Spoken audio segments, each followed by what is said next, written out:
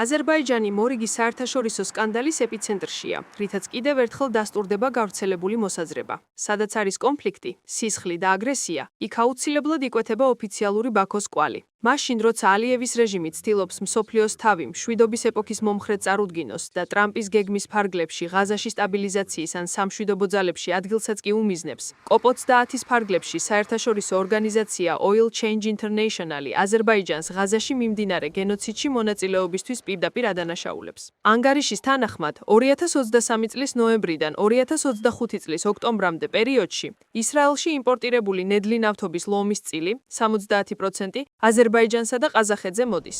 ეს აზერბაიჯანული მოქმედების კლასიკური სტილია. ერთი ხელით ისლამური თანამშრომლობის ორგანიზაციაში მუსლიმურ სოლიდარობაზე საუბარი, მეორე ხელით კი ისრაელის ტანკების წაწვევით მომარაგება.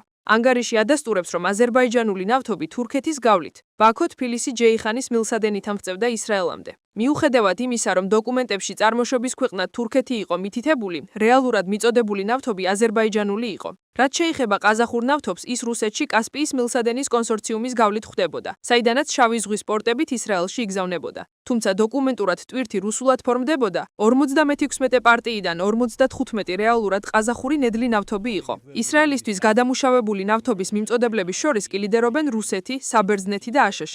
ამასთან შეერთებული შტატები სამხედრო თვითმფრინავებისთვის განკუთვნილი J1 ტიპის რეაქტიული საწვავის ერთადერთი მიმწოდებელია. ტეხასიდან 9 ტანკერმა ისრაელში 360,000 ტონა J1 საწვავი ჩაიტანა.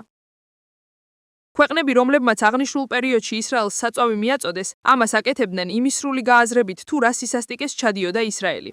გენოციდის ნავთობიდან მიღებული თანხები ბუნებრივია არა აზერბაიჯანის მოსახლეობის კეთილდღეობას, არამედ მორიგი აგრესიული გეგმების დაფინანსებას ხმარდება. აზერბაიჯანის ფინანსთა მინისტრმა საჰილ ბაბაევმა პარლამენტში სიამაყით განაცხადა, რომ 2026 წლის ბიუჯეტის პრიორიტეტად რჩება სამხედრო ხარჯები. ციფრები მეტყველება. თავდაცვისა და უსაფრთხოებისთვის გამოყოფილია 8,7 მილიარდი მანათი, ანუ 5,1 მილიარდი დოლარზე მეტი, რაც ბიუჯეტის ხარჯების 21%-ია. ეს მაჩვენებელი მიმდინარე წლისას 319 მილიონი მანათით, ანუ დაახლოებით 180 მილიონ დოლარით აღემატება. ეს მკაფიო გზავნილია, რომ აზერბაიჯანი როგორც რეგიონალური აგრესორი გაჩერებას არ აპირებს. თუ ამას დაუმატებთ კიდევ 3,5 მილიარდ მანათს, ანუ 2 მილიარდ დოლარზე მეტს, რაც ოკუპირებულ ტერიტორიებზე პოზიციების გამაგრებას უნდა მოხმარდეს. წლის ბოლომდე ეს ციფრი ჯამში 22 მილიარდ მანათს, ანუ დაახლოებით 13 მილიარდ დოლარს მიაღწევს. ნათელი ხდება, რომ ბაქო აშენებს არა ეკონომიკას, არამედ გიგანტურ სამხედრო პლაცდარმს. ბაქოს აგრესიულ და ორმაგ პოლიტიკას რეგიონულ ურთიერთობებში უყველოდ არ ჩაულილა. ირანთან სავაჭრო ბრუნვის მკვეთრი ვარდნა ამის ნათელი დასტურია. მიმდინარე წლის 7 თვეში აზერბაიჯანიდან ირანში ექსპორტი ღირებულების თვალსაზრისით რეკორდული 70%-ით შემცირდა. ეს აჩვენებს, რომ ბაქო, რომელიც რეგიონში ისრაელის პოლიტიკის დანამატი იქცა,